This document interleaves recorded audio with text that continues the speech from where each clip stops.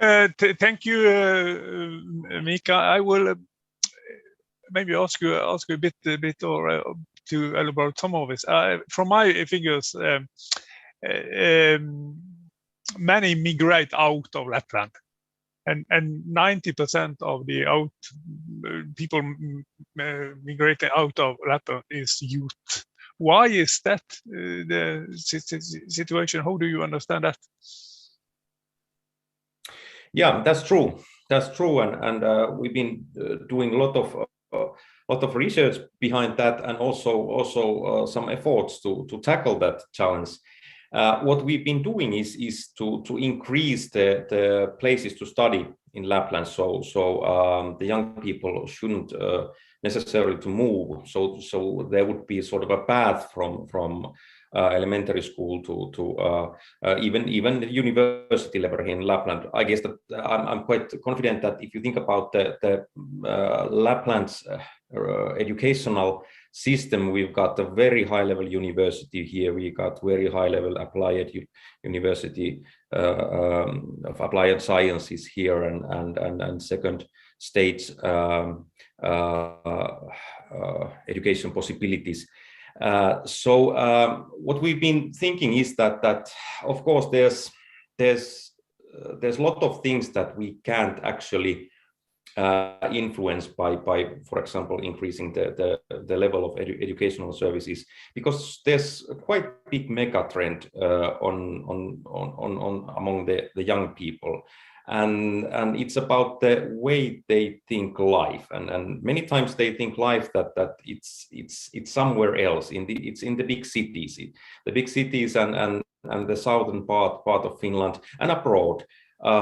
They can have much more different choices, and it's very hard to tackle that kind of thing, because it's a mental thing. It's a question about attitudes, and it's also a question about how they see their home cities, home municipalities, home region.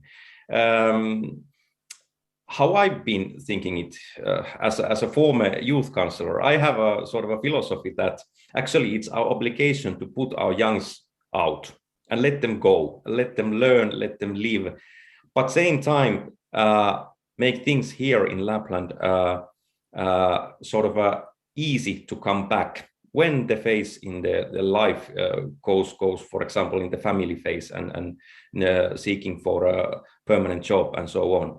So that means that we have to have a good brand or good image. We have to have services. We have to have cultural or sports services. We have to have good transport connections.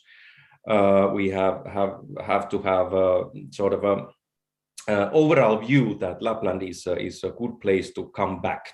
And that's one of those key issues that we are putting effort in the next years in our development.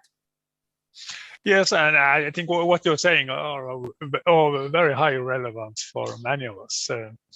We are developing decentralized higher education systems, and people and youngsters still moving. So that. But one last question in this phase from me. It's about the indigenous people and urbanization. There in Finland, there's a situation that indigenous people are moving out of remote areas or their areas in Lapland, where they have some protection or some rights, to places or to urban areas when they don't have that, and then they are discussing some homelessness and so on. What is your opinion about that?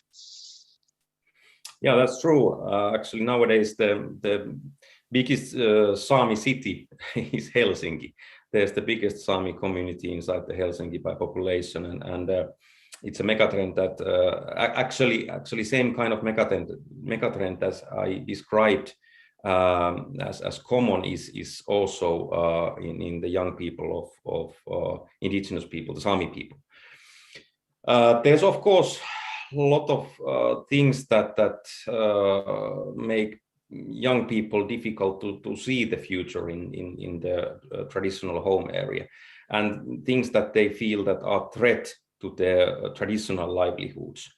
For example, the possible mining projects, plans about to build the railroad and so on, they build a lot of pictures that there's no room for traditional livelihoods in the future, and that's very sad, because how we feel is that the Sami homeland should be mainly for the Sami people and their traditional livelihoods, and of course this development creates a lot of difficult situations. For example, the future of the Sami language. When young people move on the bigger cities in the southern part of Finland, there aren't so good Sami services for their children, and then there's also